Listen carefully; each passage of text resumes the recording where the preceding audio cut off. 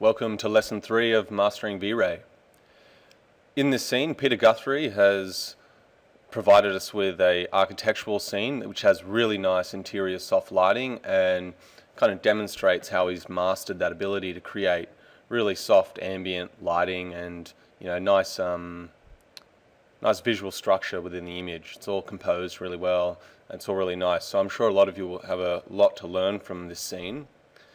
But one alarming thing is that because of the lack of knowledge out there about how to use V-Ray, and what I've heard from you guys countless times now is that you guys have been using these universal settings that Vlado put up on the forum. It was a couple of years ago now, I think, that he put them up on the forum, and it was just a way of trying to make take the guesswork out of creating noise-free renders without putting as much emphasis on the render time. So as long as you got a noise-free image, these were the settings you could use. Now in this particular instance, it's a bit of a tricky one, and I was kind of contemplating it for a little bit, and the way that Peter's set it up is exactly like the default settings, but in this particular instance it seems to work really well, because if we go through and look at this beauty pass, you can see there is a little bit of noise, but overall the image is extremely clean. If you go into the different render elements, you can see the global illumination is extremely clean. The lighting pass is a little bit noisy, but you have to remember it's not contributing much to the scene. So if we go back to the beauty, you can see it's mostly global illumination. So once again, the reflection slot is also extremely clean, really well anti-aliased. Even on a low image like this, we can still see wood grain, which is really hard to get out of V-Ray, and has quite a bit of trouble getting high detailed textures to clean up in anti-aliasing. So you have to throw a lot of AA samples at it. But yeah, so he's graciously provided this scene for us all to learn from, and so just, I don't know, send him some thanks for that. Maybe get a couple of his HDRs from his website. I'll provide another link once again for that, and a link to his website.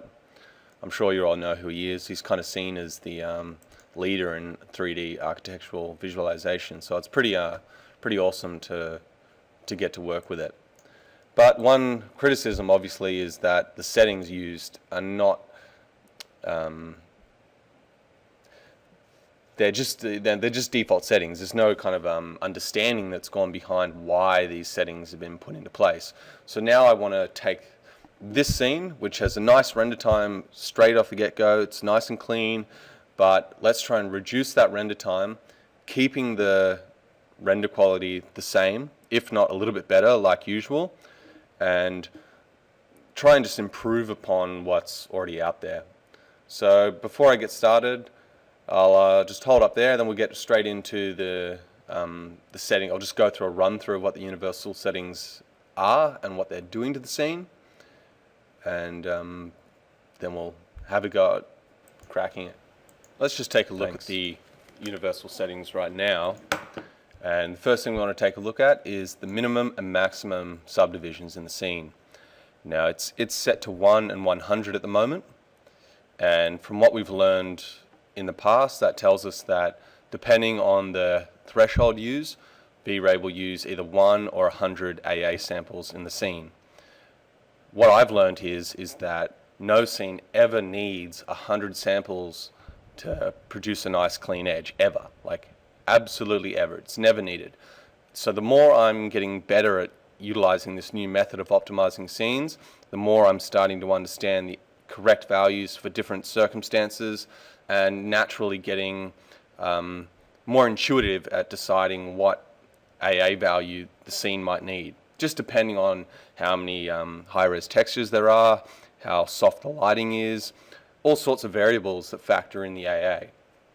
So with these universal V-Ray settings, what we need to realize is with this use DMC sampler threshold ticked, which I haven't been using, so if we go into the settings here, that's set to 0.005. So already what I know from that scene is that basically it's saying put in heaps and heaps of AA into the scene, because we've got a very, very low noise threshold here, which V-Ray is using to determine the anti-aliasing in the scene. So if it's set to 0.005, it will keep adding anti-aliasing samples until that value, but the difference between each pixel is no longer greater than 0.005. So if we go to the sample rate pass using these universal settings, it looks extremely blue, but it's a little bit of a, it's tricking you, because what you are seeing here is blue in a range from 0 to 100. Now, realistically, the most anti-aliasing samples any given pixel in this scene might need to clean up is about 20 samples for the hardest, harshest edges on the scene. So we're talking about like where this light meets up here. You know, we've got a really strong light source. Things like the black up against the white wall here. All those areas will need more samples than these big soft areas, because the contrast in those pixels is greater. So in all the subdivs are set to 8 by default, and we know by that this scene is more balanced towards using anti-aliasing to clean up the scene. Now, what I've taught you guys is that V-Ray has two ways of handling subdivisions. You've got your material subdivisions in the scene, your lighting subdivisions, global illumination subdivs, which can all be visible in these render elements, and then you've got the anti-aliasing subdivisions.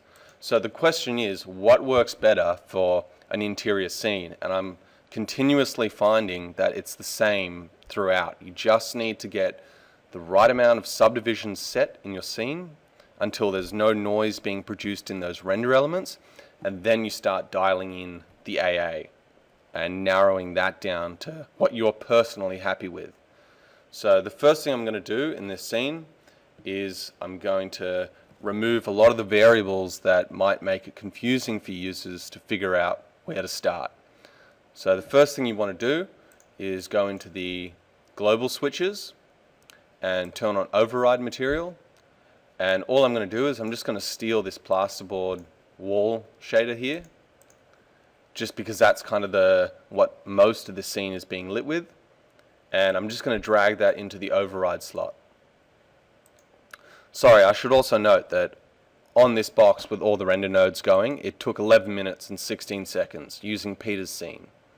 Now, I've already re-recorded this video about 15 times now, so I know exactly how long the render will take in the end, and I know that there's benefits of that. But just so you're aware that it took 11 minutes and 16 seconds for his global scene settings to solve this scene.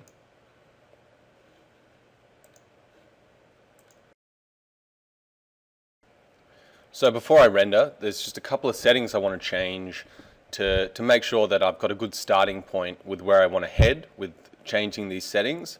Now, I understand that not every one of you guys is going to have the same kind of intuition for changing these settings like I do, so that's why I'm going through and explaining kind of one by one the process for doing this. But don't be afraid of going in and changing some of these settings just in little small region renders. Most of what I do from day to day is literally just sitting in there, zoomed in on a few pixels, you know, changing the material settings, just doing a small little render, you know, again and again and again and again. And it's not until I'm happy, like zoomed in really close, that I'll ever kind of zoom out and render the job as a whole. One, because it saves you a lot of time working, and two, because it gives you a more detailed understanding of what's happening.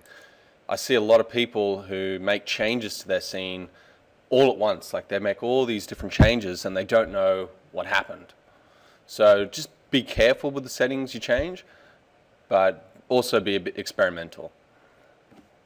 So the first thing I want to do is I'm going to change the max subdivs down, and even though I know what it should be, before I started recording this video, I guesstimated it would be about 15 subdivisions for like the maximum number of samples needed. And another thing I'm going to do is I'm going to untick the use DMC sampler threshold, because we want to sample the material subdivs differently from the anti-aliasing subdivisions. So for the anti-aliasing, we want to use this threshold number. For the material subdivs, we want to use this number. Now, what I've learned is recently, and remember, this is all ongoing for me too. This is all cementing this knowledge in my own brain. So basically, this noise threshold always has to be really low, because we don't want to oversample the image and then cull the samples back with a threshold. We just want to visually look at each render element, set the correct samples, and then be on our way. So that being at 0.005 is fine to stay like that, because it's very rare that you'll get a difference that's kind of more subtle than 0.005 between pixels. But at its default of 0.01, it's not enough. And what I found is I'm setting material subdivs really high, and it's stopping adding more into the scene because that threshold's too high. So I've been setting it at 0.002, but 0.005 too, doesn't really matter. Now also, someone sent me an email asking a question about what the adaptive amount is. Now all this is saying is if I've got it set to 1, there is no adaptivity whatsoever. Sorry, it's fully adaptive, and that means that the set samples can vary between, say if I've got 8 material subdivs here, it can use between 1 and 8, but the minimum samples is already set to 8, so it doesn't really matter unless you're going above 8, because the default's already 8. It's going to cast a minimum of 8 samples for each pixel in the scene. So let's change this. I'm going to change the adaptive amount to 0.8.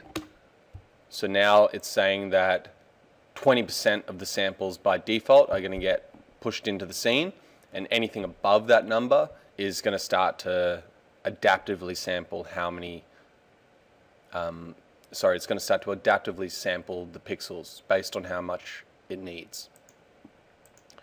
So with that set to 0.8, I'm going to go back into the anti-aliasing filter and just turn this off for now.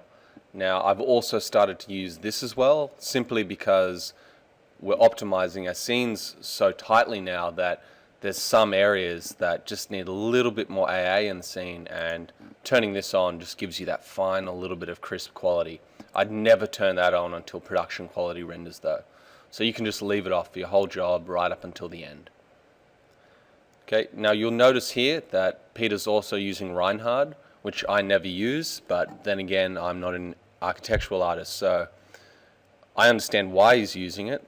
Now, the reason why he's got it set to Reinhard is because it tone maps the image quite a lot differently to linear. So where you're getting these bright spots on the wall straight from like the flooding of the dome light in the scene, it's